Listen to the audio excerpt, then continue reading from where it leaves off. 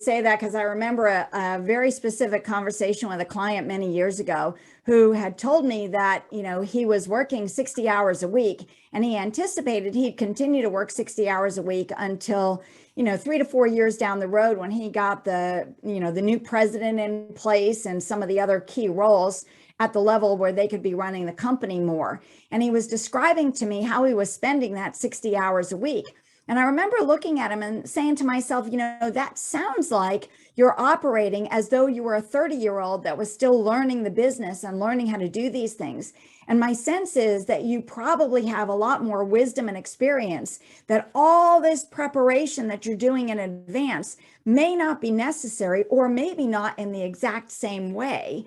And if you were to adjust how you're doing some of the work, you would find that it wouldn't take 60 hours a week anymore. It might take 40, it might take 30, I don't know, but it wouldn't take 60. And your level of intensity and hours that you were spending would decrease.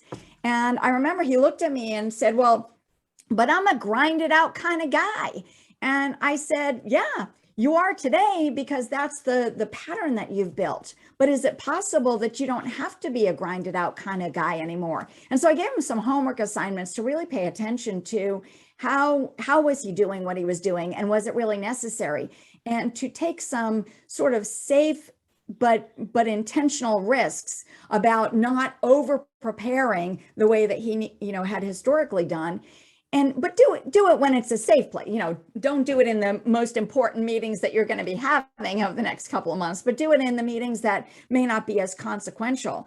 And when we met again and debriefed about it, he said it was amazing. I realized that all the preparation that I was doing was really to satisfy myself, that I was still the leader and was modeling it for my team. And I hadn't really given myself credit for all of the wisdom and experience that I had gained.